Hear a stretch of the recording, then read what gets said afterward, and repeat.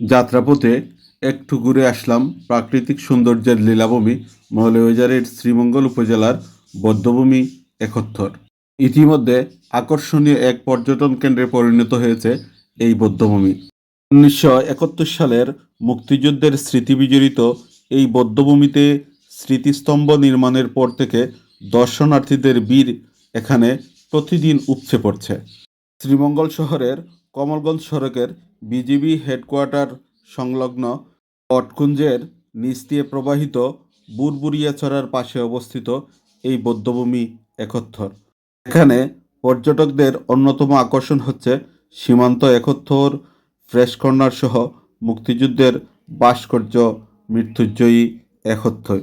এখানে আসতে হলে ঢাকা থেকে এর দূরত্ব প্রায় 180 কিলোমিটার এবং মৌলভীবাজার জেলা শহর থেকে প্রায় 21 কিলোমিটার। আমাদের গন্তব্য ছিল হবিগঞ্জে, কিন্তু শ্রীমঙ্গলে পৌঁছে এই বধ্যভূমি একত্থরটা যখন চোখে পড়ল তখন ভাবলাম যে একটু ঘুরে যাই। সাথে থাকা ছোটো ভাই সাংবাদিক মুজিবকে বললাম যে ভাই একটু বধ্যভূমিটা দেখে যাই, কারণ পাশে দিয়ে যাচ্ছি, পরবর্তী সময়ে যখন মনে হবে তখন হয়তো ভাববো যে পাশে দিয়ে গেলাম কিন্তু একটু ঘুরে গেলাম না। এটি হচ্ছে বধ্যভূমির পানির ফোয়ারা, কিন্তু এই সময়ে ফোয়ারাটা ছিল না।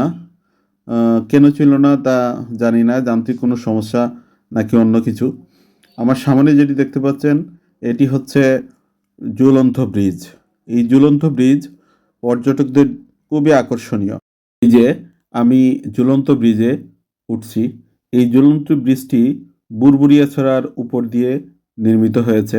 দেখুন, কেউ এখানে ছবি উঠাচ্ছেন, কেউ ভিডিও করছেন, কেউ বা উপর দিয়ে হেঁটে যাচ্ছেন। এই ব্রিজ নিয়ে পর্যটকদের আলাদা একটি আকর্ষণ মনের মধ্যে কাজ করে। আমরাও একটু ঘোরার চেষ্টা করলাম। আসলে এত অল্প সময়ের মধ্যে এখানে ঘুরে কোনো তৃপ্তি পাওয়ার মতো না, তবুও দুধের পিপাসা পানিতে মিঠানোর একটু চেষ্টা মাত্র। এই হচ্ছে ঝুলন্ত ব্রিজ। দেখুন কি এনজয় করতেছেন পর্যটকরা এই ব্রিজের উপরে। আপনিও আসুন, একটু ঘুরে যান এই শ্রীমঙ্গলের বধ্যভূমি একত্থর। আমি ঝুলন্ত ব্রিজ থেকে নেমে পড়লাম।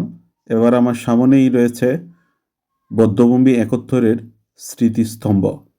চমৎকার একটি স্মৃতিস্তম্ভ এটি।